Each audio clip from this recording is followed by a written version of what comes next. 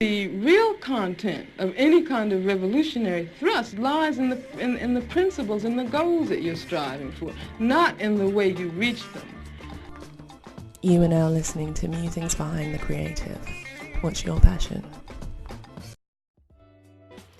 Hi, and welcome to another episode of Musings Behind the Creative. I am your host, Renata Dixon-Nwosu, and today I'd like to talk a bit about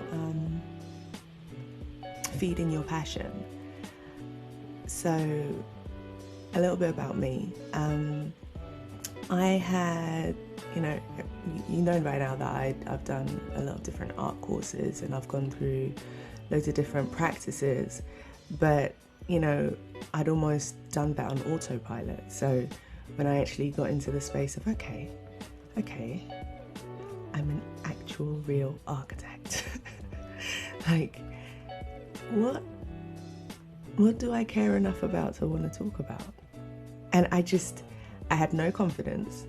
I didn't think anyone would want to even listen to anything I had. I just thought, what do I have to say that's actually relevant? And, even at work, in certain things, I'd question my ability to be able to do it. In my level of panic or overthinking, I de-skilled myself. And that is a really, really debilitating space to be in, because you feel dumb. You just feel dumb. You have a task and you just feel dumb. And it's how I don't understand. And that alone just raises the level of anxiety. And I used to watch other people, at the beginning, when you come into a firm, sometimes you're given tasks to do as part of a project. And obviously once you can show that you're capable of doing these things, you get bigger tasks, you get, you get to call ownership on stuff. And even though these things were happening for me, I'm still there I don't know how I'm gonna do it. I don't know.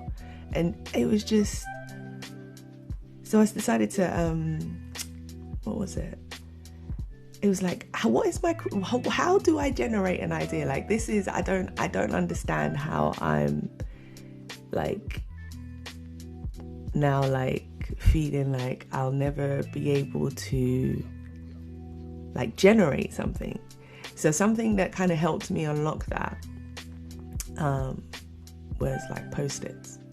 So I stuck a Post-it up on the wall, the first one in my kitchen, and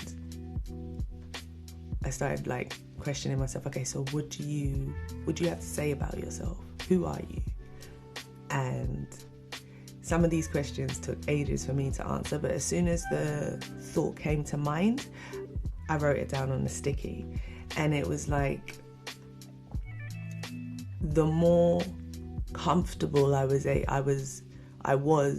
by writing those things down. And when the thoughts would come to mind, I wouldn't question it. I wouldn't be are you sure this is something that you want to write down? I just write it down. And gradually I realized, oh my God, I actually have a process.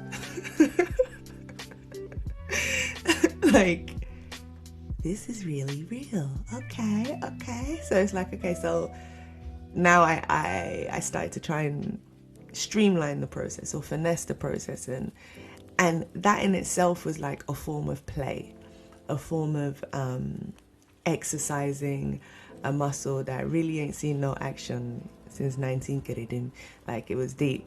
So I was just happy and excited. It was oh my gosh, I'm learning new things about myself. Shit. I tick like this. And that started to feed me, and that started to make me happy. And I was able to see the difference when I was in the office. I wasn't being so caught up in, how am I going to do this task? How is it going to happen? Because it's for the years that you've been doing this drawing on the computer and solving problems, my dear, you can do this. Don't come and be sitting there it's gonna, they are now watching me. No. You make it happen. Like, you have to trust yourself.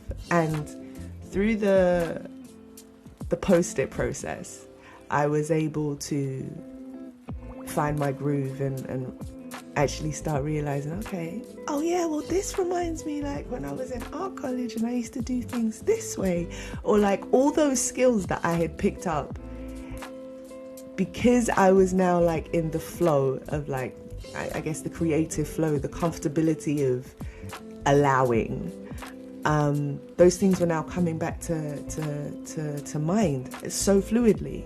So I say that to say this: you have to, like, sidestep out of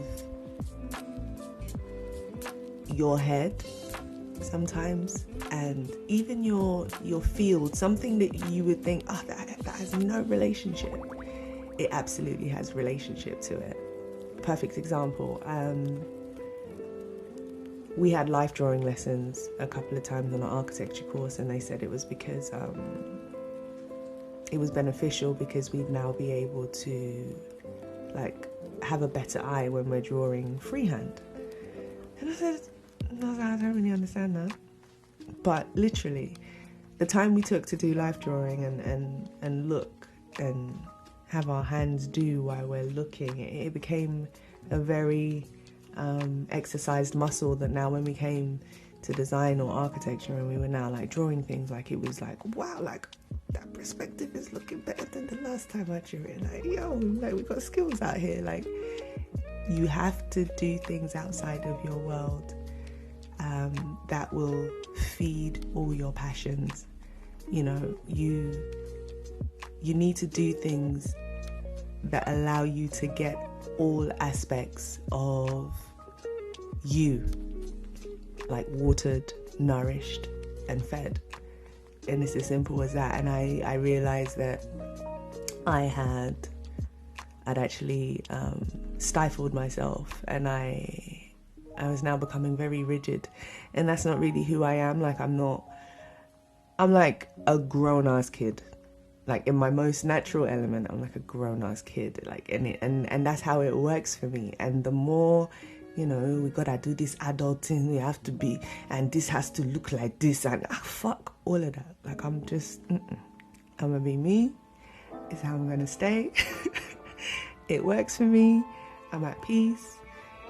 We just ain't doing all of that, because it's really uncomfortable to put yourself in a square hole when you're like a star.